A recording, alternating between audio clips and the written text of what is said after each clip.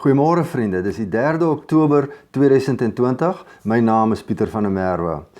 Weereens baie welkom vir elkeen wat inskakel op hierdie programmetjie, miskien op ander wat ons al van tevore gedoen het. Ons praat oor die Here se koms, baie onderwerpe, baie kante waarna mens daarna kan kyk, en ons prys die Here dat ons die generasie is wat dit kan sien.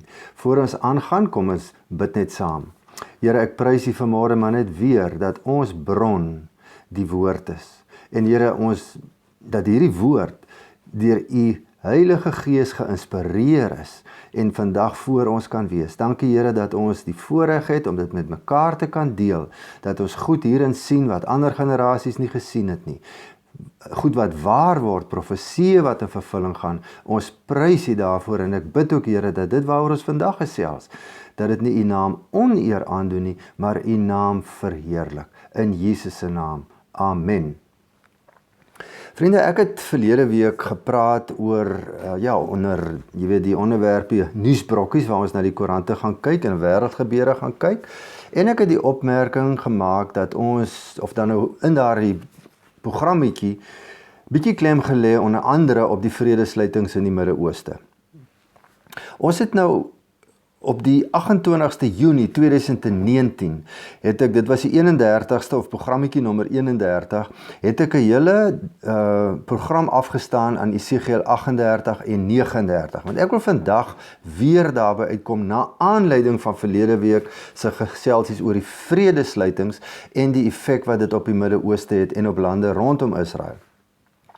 Ek gaan nie vandag al die detail noem wat ek daardie tyd in Esegiel of in daardie programmetjie gedoen het nie, want ons het net dood eenvoudig nie tyd nie.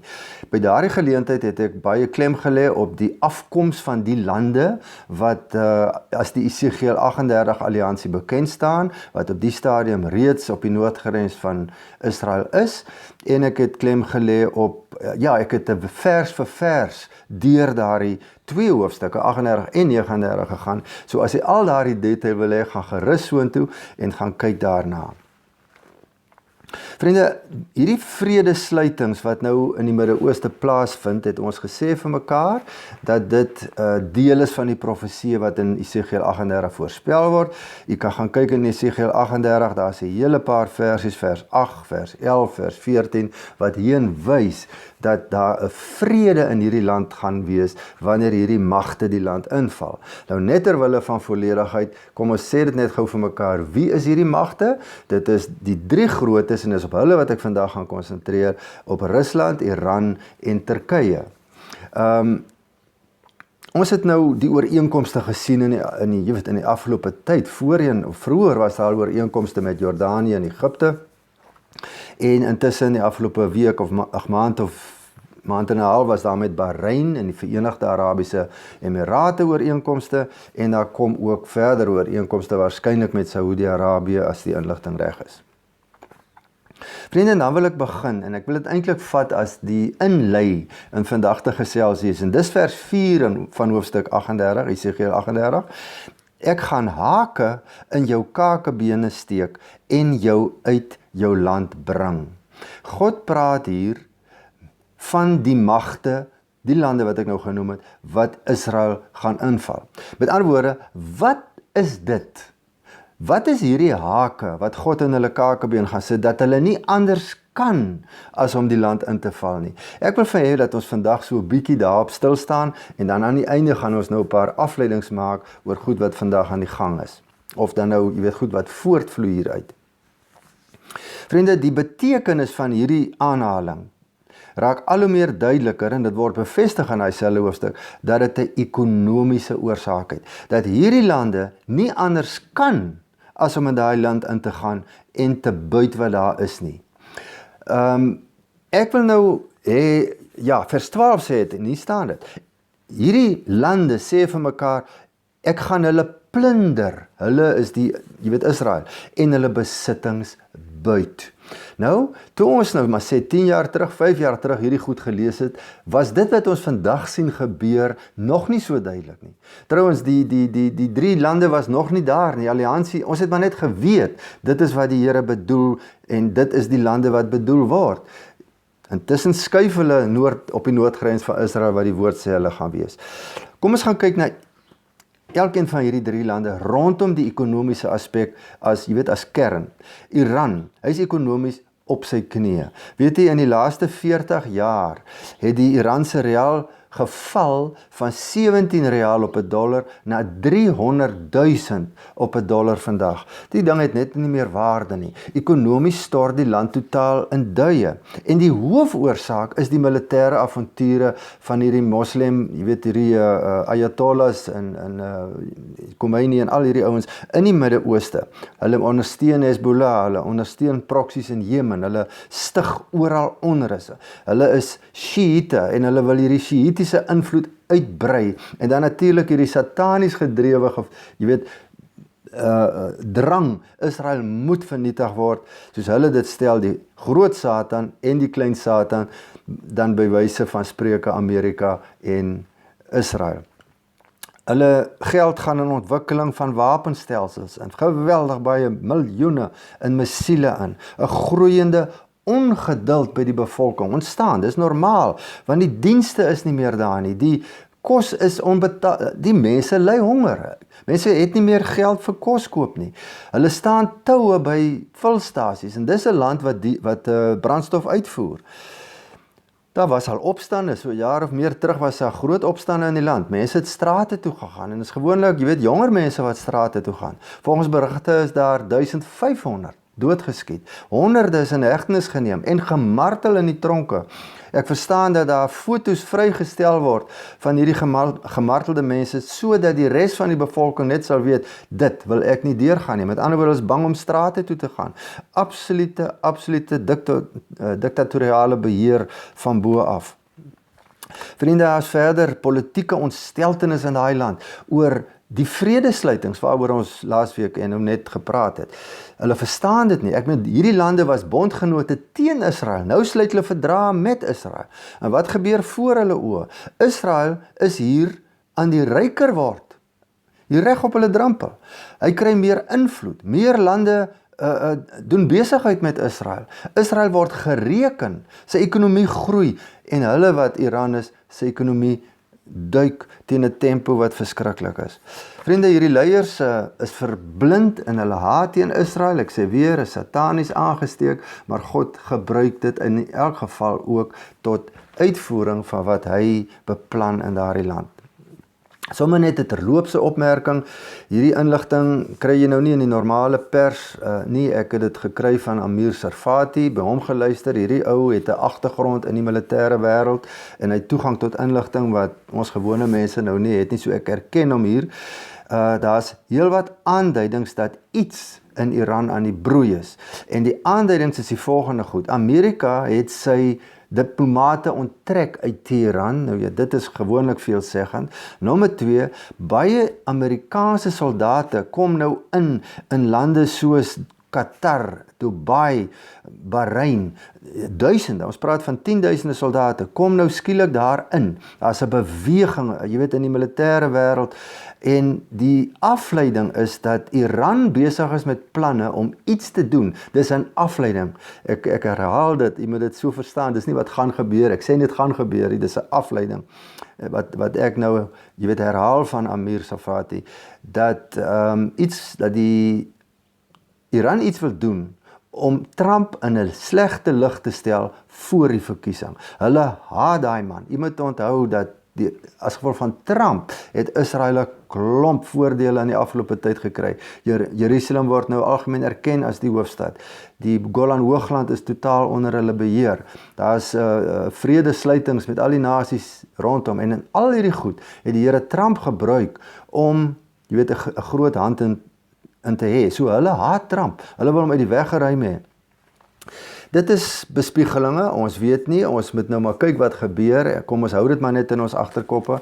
Ek glo ook dat as Iran sien dat Amerika paraat is, dat hulle waarskynlik kan terugstaan 'n bietjie, ons weet nie. Kom ons kyk na Turkye. Turkye is een van die alliansievennote, hy is ekonomies ook ten gronde. Erdogan, sedert sy oorname, het die lira iets soos 300% gedevalueer, hy verloor sy waarde. Hierdie man is behep met die herstel van die Ottomaanse Ryk, hy het 'n grootheidswaan, hy glo, hy is die meneer in die Midde-Ooste, hy is oral in militêre avonture, in die Middellandse See, hy het nou al vir Iran sy bondgenoot ook al aangevat in skermutselinge, hy soek skoor met Griekeland, hy is betrokke in Libië, terloops Libië is ook een van die alliansievennote, met ander woorde daar is ook alweer 'n skakel. Maar hierdie ou bloei sy land ook dood as gevolg van sy, jy weet, sy uitsien na mag, sy magsbelustheid en die mense kry swaar. Daar die land sak al hoe meer ekonomies in 'n toestand in. Vriende, en dan kom ons kyk net vandag na Rusland. Rusland het die aard van die saak ook 'n alliansievennoot, is een van die 3 grootes. Rusland is ook al daar in Sirië. Voor ek oor Rusland praat, wil ek net miskien dit noem. Hierdie 3 lande wat reeds in Sirië is nie toevallig daar nie. Ek glo ook nie hulle dieselfde oorsaak of voer dieselfde rede aan hoekom hulle daar is nie. Rusland is waarskynlik daar oor 'n ysvrye hawe soek. Rusland het waarskynlik met ander goeie bedoelings daar aangekom om Sirië te help. Nou ja, die ander 2 sê dieselfde. Hulle help Sirië, want Sirië se staat bestaan nie meer nie. Maar die punt is net, uiteindelik gebruik God al hierdie goed om sy planne ten uitvoer te bring. Nou, kom ons kyk weer na die ekonomie van Rusland. Rusland is ekonomies geweldig afhanklik van sy gas en olie wat oor Oekraïne na Europa toe gaan. Hy maak baie geld daaruit. Toe kom Israel en deur die Here se wonderlike beskikking ontdek hulle in Israel se gebiedswaters hierdie onmeetlike, wil ek amper sê, bronne van olie en gas. Nou, Israel ontwikkel dit. Ek dink dit is al 10 jaar terug ontdek. Hulle ontwikkel, is op die punt om dit nou te, jy weet, hoe sê mense, te oes. En hulle gaan die olie deur die Middellandse See met pypleidings tot in Europa, tot in Griekeland stuur. Met ander woorde, Israel word 'n groot bedreiging ekonomies vir Rusland, omdat hulle olie goedkoper in Europa kan kry as wat Rusland dit ooit kan doen. Ja, weet jy, ek sien nou in vers 12 van Esegiel 38, waar hierdie 3 lande dan nou sê, dit is hulle 3, gaan Israel plunder en hulle besittings buit. Vriende, so as ekonomie hierdie lande knel, sê die woord eintlik vir ons, dit is die rede waarom hulle Israel gaan inval. Dis lande met verskillende uitsigte. Ek wil so 'n bietjie nou aandag gee daar, net so 'n opmerking, en ek noem dit 'n anomalie. Hier's 'n geweldige anomalie, dat hierdie 3 vennootskappe is. Niks maak sin daarvan nie. Geen logiese, politieke, staatkundige, historiese, godsdienstige rede maak dit sinvol dat hierdie 3 en die ander wat kom, maar kom ons konsentreer op hierdie 3, dat hulle vennote word nie. Kom ons kyk hierna. Turkye is die sterk man, Erdogan, hulle is 'n Sunni-land. En hy het hierdie sug dat die Sunnis eendag weer die moslimwêreld gaan regeer. Iran weer is 'n Sjiitiese land met presies dieselfde sug. En nie net die moslimwêreld beheer nie, maar ook die res van die wêreld. Kom ons sê dit vir mekaar. Islam se doelwit is om wêreldwyd beheer te neem. Vriende, die avonture in Sirië tap hierdie lande finansiëel. Daar's geen logiese, soos ek nou sê, al hierdie redes hoekom hierdie 2 of hierdie 3 lande samewerking moet gee nie. As ons byvoorbeeld, ons het nou gepraat van die moslim verbintenisse of verskil in moslim verbintenisse tussen Sirië en Turkye. As ons kyk na Rusland. Rusland is nou weer 'n sogenaamde Christelike rand. Die Russies-Ortodokse kerk is aan beheer. Rusland is tradisioneel 'n geweldige vyand van Turkye. Hulle het gedurende die Ottomaanse Ryk, het hulle tientalle kere in groot oorloë met mekaar te doen gehad. Onderling stry hulle nog steeds eintlik.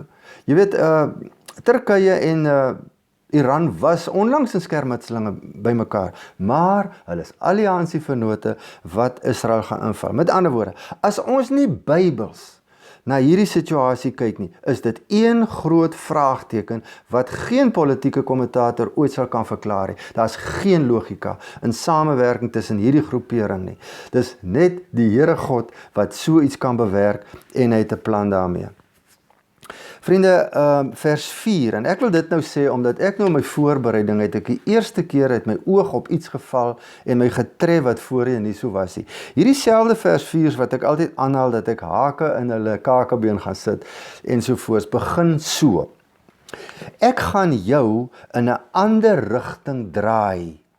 Ek gaan hake in jou kakebeen steek en jou uit jou land bring. Daar mag ander betekenisse wees, maar vir my lyk dit al hoe meer. Dit lyk asof God hier sê, ek gaan jou kop draai. Met ander woorde, jy gaan, omdat ek jou kop gedraai het, gaan jy vennootskappe sluit met ouens wat jy niks mee te doen wil hê nie. God bly in beheer van hierdie ding. Vriende, ons weet, hulle is satanies gedrewe. Ek meen, jy die twee magte, God en Satan. Satan se doelwit is die vernietiging van Israel. God se doelwit is die redding van Israel. God laat toe dat Satan sy dinge doen, maar hy beheer, hy trek die toue en uiteindelik tree hy toe as God en niemand anders nie. Vriende, nou kom ons by die afleidings, en hierdie afleidings is die goed wat ek eintlik oor vandag, dis die belangrike goed, en ek wil vra dat u nou geduld gebruik dat ek dit doen. Wanneer ons oor afleidings praat, dan praat ons nie oor skrif per se nie. Ons kyk na 'n gebeurtenis, ons kyk wat die woord sê, en ons maak 'n afleiding. Met ander woorde, ons filosofeer 'n bietjie, ek kan nie sê dis die waarheid nie, maar hê geduld met my en kyk of u nie dalk saamstem. In Esegiel 38 is die eerste afleiding, ons moet weet, dis 'n oorwinning vir God. Dis nie 'n oorwinning vir Israel nie. Dis God wat die hake in daai ouens se kakebeen sit, trek na Israel toe om met hulle in gerig te tree. Maar God het nie net hulle in die gedagte nie. Hy tree net met hulle in gerig nie. Hy het ook 'n plan met Israel. En ek gaan bietjie verder af, gaan ons meer daaroor sê. So dis 'n oorwinning vir God. Ons moet onthou, die woord in Esegiel 38 sê, hulle gaan mekaar aanval. Waar? Binne in Israel. Daar gaan wolkbreuke wees, daar gaan haal kom, daar gaan brandende swaal kom. So u kan nou dink, hoe gaan Israel lyk? Esegiel 38 beskryf hierdie inval van hierdie mag, dat dit is soos 'n wolk wat die land bedek. Nou kan jy vir jouself dink, as die oordeele van God kom oor hierdie vyande van Israel, hoe gaan die land lyk? Die land gaan anders lyk. Daar gaan verwoesting wees. Ek dink ons kyk dit mis. En vriende, dit bring my by die derde afleiding. Jesaja 17 praat van die vernietiging van Damaskus. Nou as ek dit so sê, dit mos nou niks te doen met Esegiel 38. Maar hoor my nou net uit. Daar's al hoe meer kommentators wat sê, dat Damaskus se vernietiging iets te doen het met Esegiel 38, daar's al hoe meer mense wat sê, dat die vernietiging van Damaskus, die rede gaan wees, hoekom die vyande Israel inval. Nou goed, kom ek vra net een vraag. Hoe weet ons, Damaskus se vernietiging is nou, dat dit vir hierdie tyd bedoel was? Dood eenvoudig, hierdie stad is 5000 jaar oud, sê baie bronne, vir 5000 jaar was hy bewoon. Maar hierdie woord sê, Damaskus gaan vernietig word. Jesaja 17 vers 1, gaan lees dit, en daar sal niemand meer woon nie. Hy sal onbewoonbaar wees. Wat ook dui op, ek gaan dit nou iets meer oor sê, dit het nog nooit gebeur. Met ander woorde, dit moet nog gebeur. En die tyd raak so min, dat dit nou een of ander tyd moet gebeur. So al hoe meer mense sê, dat die vernietiging van Damaskus iets te doen het met die inval van hierdie mag in Israel in. Nou, kom ons gaan lees gou, ek wil so 2 versies uithaal uit Jesaja 17. Daardie dag sal Jakob, Israel, se mag onbeduidend word en sy voorspoed sal verdwyn. Ek het nou gesê, as God toetree op hierdie land, hoe gaan hierdie land lyk? As jy weet, die oordeele van God op daai vyande val, in die terme van hierdie natuurrampe. Vriende, Esegiel 39 sê, hulle gaan 7 jaar lank vuur maak met die wapentuig wat daar gebuig is, 7 jaar lank. Hulle gaan 7 maande lank lyke begrawe. En net rondom hierdie lyke, dit word beskryf in Jesaja 17, dat hierdie lyke nie sommer net aangevat moet word nie, hulle sal gemerk word deur, kom ons sê, kenners, en ander mense sal hulle wegvat. Dit dui op iets soos 'n atoombom. Vriende, en dit is die hele gedagte deesdae, dat Israel voorkomend 'n aanslag gaan loods op sy noordgrens teen hierdie magte, as hy besef maar hier kom moeilikheid, en 'n bom op Damaskus gaan gooi, want Damaskus is die hoofstad van Sirië, wat hulle gebruik as 'n afspringplek teen Israel. Daar is verseker ook basisse in Damaskus. Vriende, nou, ek sê weer, dis afleidings, maar is dit nie net logies nie? Weet jy, ek wil nou nog 'n versie lees, Jesaja 17 vers 14. Die aand nog saai die nasies verskrikking, maar voor dit môre is dit weg. Dit is wat sal gebeur, wat nou ons land stroop. Dit is die bestemming van die wat nou ons besittings plunder. Presiese ooreenkoms met wat gesê word in Jesegiel 38 oor ekonomiese, bedrywighede. Dis presies dieselfde. Dit bevestig net dat hierdie Jesaja 17, en ek sê dit nou ook nie as 'n, dit is die waarheid nie, maar dit blyk dat hier 'n groot ooreenkoms is tussen hierdie twee hoofstukke, want dit maak net baie sin. In Jesegiel 38 en 39 lees jy nie van die verwoesting van Israel nie. Jy lees wel die klem is op God se oorwinning, maar in Jesaja 17 beskryf hy hoe hierdie land gaan lyk, as hierdie twee met mekaar te doen het, en dit maak net baie meer sin dat dit gaan gebeur. Netanyahu het die afgelope week, gister om die waarheid te sê, het ek en my vrou geluister na 'n toespraak wat hy gemaak het, waar hy juis praat oor hierdie voorkomende inval, dat Israel, dit is eintlik hulle beleid, dat hulle voorkomend, die Engelse sê preemptive, toetree in 'n stryd en nie wag totdat die ouens sy grondgebied betree en hom aanval nie. En hy sê altyd hulle die duur les geleer by die Yom Kippur oorlog. Vriende, ek volstaan hierby, dit maak vir my net baie sin. Ek wil nou net hierdie 4de opmerking maak, of die 4de afleiding. En dit is, dit dek die tafel vir die koms van die Antichrist. Wat gebeur hier? Die Midde-Ooste is verwoes. Israel lyk sleg. Ek wil my nie uitspreek daaroor nie, ons weet nie baie nie, dit lyk sleg. Die woord, ek lei af, dit lyk sleg. Israel is soekend na haar Messias. Israel kom nou net uit dekades van voorspoed. Dekades wat alles stelselmatig al hoe beter gegaan het. Hy het 'n klomp oorlog teen sy vyande gewen, teen sy bure. Hy het gegroei ekonomies. Hulle het 'n ryk land geword. Hulle het 'n moondheid in die wêreld geword met invloed. Hulle het vredes nou begin sluit rondom hulle. Die ding het net goed gelyk. En skielik nou dit. Kan nie dink hoe hulle gaan uitroep na die Messias. Daar is 'n Messias verwagting soos nog nooit nie. Nou kan nie dink hoe sal dit wees as hierdie goed gebeur. Die ander ding is dat die mag van Islam is gebreek. Weet jy dat, wat gebeur hierso? Jy sit enerzijds die sterk man van die Sunnis en die sterk man van die Shiite, hulle word vernietig. Hulle leers word vernietig op die velde van Israel. En skielik het Islam sy mag verloor.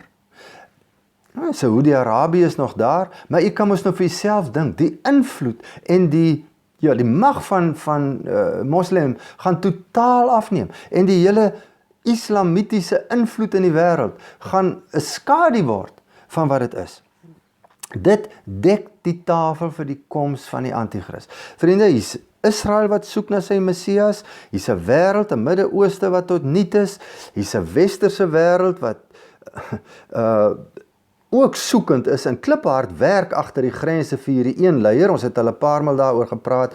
Die tafel is gedek. En ek wil hierby sê, ek glo ook dat rondom al hierdie gebeure, dat die ekonomie in die weste in duie gaan stort, als dui daarop, die goed kan nie aangaan soos dit aangaan nie. Die skuldlas is bo verhouding met enigiets. Geen land, nie eers Amerika, kan sy skuld meer wegwerk nie. Hier kom moeilikheid.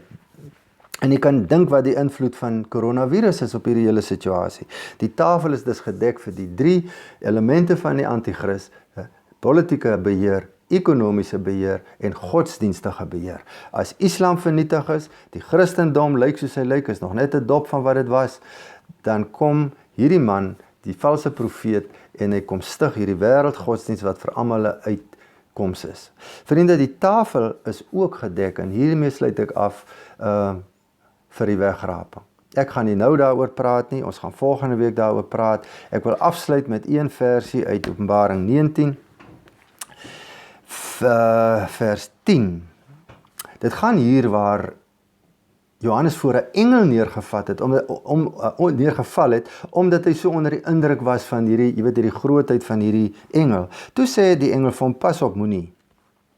Ek is 'n mededienaar van jou en van jou medegelowiges wat aan die getuienis vashou wat Jesus gelewer het. Aanbid God, want dit is Jesus wat die getuienis gelewer het en dit is die Gees wat die profesie gee. Vriende, hier is die drie eenheid by mekaar genoem. Aanbid God. Hy is almagtig. En die engel gee eintlik hier die hele evangelie. Aanbid God. En hy stuur sy seun Jesus Christus as 'n getuienis. Hy lewer die getuienis. Hy bring verlossing. Hy kom vertel vir die wêreld, wat is vryheid? Waar lê die oplossing in alles? En die Gees gee God die Vader wat die profesie vir ons gee. So dit wat ek en u vandag hier lees, is dit wat die woord van praat, dat die Gees ons in die waarheid sal lei. Dit is presies deel daarvan. Die Gees openbaar natuurlik ook die evangelie van Jesus Christus, die verlossingsplan van Jesus Christus, maar ook in die waarheid rondom profesie. Mag dit ons versterk in ons gees, maak dit ons nie bang word, beangs word nie. Daar is geen rede nie. Daaroor praat ons volgende week. Mag die Here julle seën. Here, ek prys U vir die wonderlike voorreg dat ons hierdie goed vir mekaar kan sê. Ek prys Here dat ons nie in die donker lewe nie, maar dat ons die lig het van die woord, die lig het van U Gees, die lig het van hierdie profesie, en dat U duisende jare terug hierdie goed vir ons voorspel het. Watter ongelooflike voorreg is dit nie om as die kinders vandag dit te sien gebeur het. Ons prys U naam. Here, ons maak U groot. Daar's niemand soos U nie. U is die Here en ons verlang om by U te wees. Mag U naam verheerlik word. Amen. Vrede vir julle.